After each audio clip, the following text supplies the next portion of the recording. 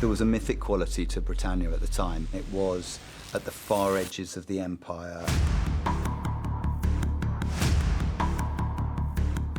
What do you think it was made old Caesar come all this way, take one look, and turn straight round? The first thing that lit me up was the idea that the Romans had been here before, but they'd come, taken a look and gone home. That struck me as a massive question mark.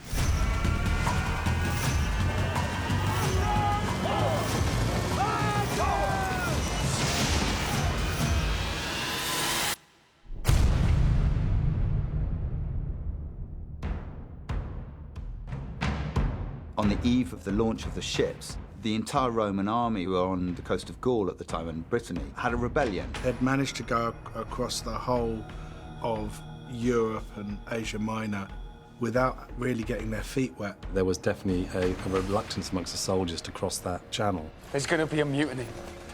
As soon as you're in country, they're going to do you and him. Mythology was a lot to do with the idea that the Druids had somehow summoned sea monsters to destroy the fleet. You swore an oath. Anyone remember what it was? To never desert the Legion. Never desert the Legion.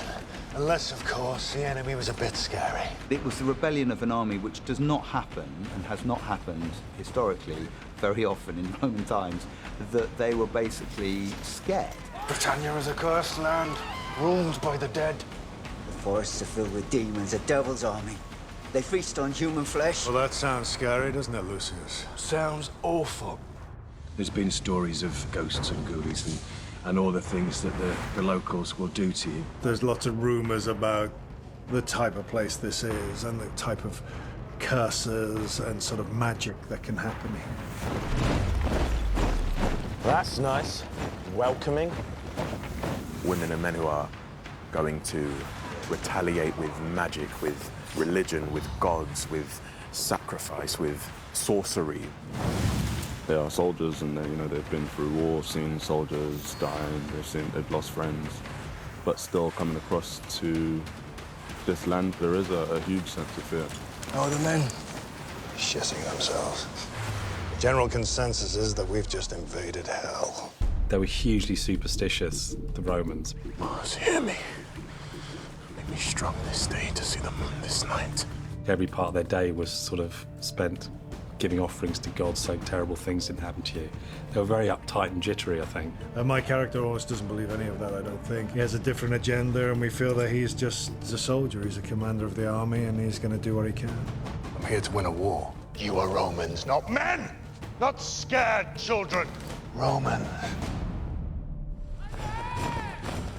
They were a war machine. They were the superpower. But they had this interesting way of colonizing where it was business. They would never really try to make people believe what the Romans believed. They wanted the taxes and they wanted the resources. War is the enemy of the tax collector. That's why we like to get to the peace part as quickly as possible. They just wanted to try and avoid full-blown confrontation and full-blown war. You don't defeat these people by fighting their warriors. You defeat them by fighting their gods. Good old Lucius Validus. As a prefectus, I'm second in command to General Aulus Plautius, so I do a lot of arse-kicking, basically. They were on the brink of mutiny back in Gaul. Back then it was sea serpents, Neptune and his army of the deep. One day in this country, they're ready to swim home. He's not a grunt, but he's certainly a man who fights on the front foot, whereas Aulus is a soldier, but also a diplomat and a manipulator. So what's the plan? We listen carefully, very, very carefully. And we find the weak points, and we push. We push hard. We went at school together, we have fought together, and it's a very, very tight bond. We go back a long way, you and I. But when he gets here, he realizes that my character, Aulus, has a different agenda. Don't ever question my authority again, or you'll regret it. That he's fighting this war in a different way. Where are you going?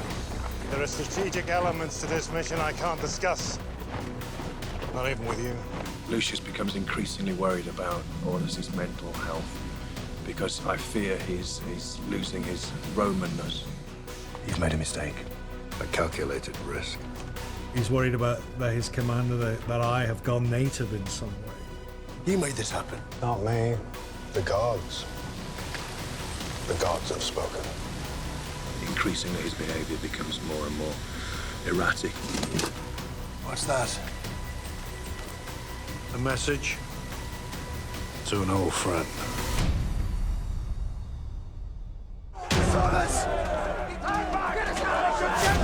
Any man who doesn't want to see us home again, step forward and run me through. He's a leader that his men at first respect, but they are nervous about being here, and he's not, and he's just going to go for it. So he walks into danger.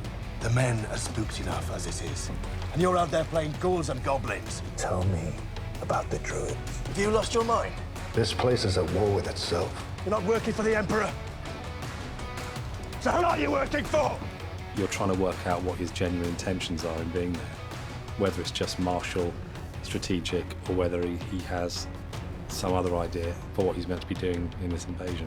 What other reasons were they going there for? What was the reason that the general was really there? Is it just simply to kind of take over Britannia, or was there something else? And that's kind of, part of the mystery of the show. We are rising. We are rising. Behold the power of Rome! What do they have up here? Besides trees, nightmares. We are all ghosts. We are the dead. We are the dead! Where the hell are you, Aulus? They think we're at war with ghosts. We've got mutiny and rebellion up the arse. Trees and nightmares, Lucius. Trees and nightmares. You afraid?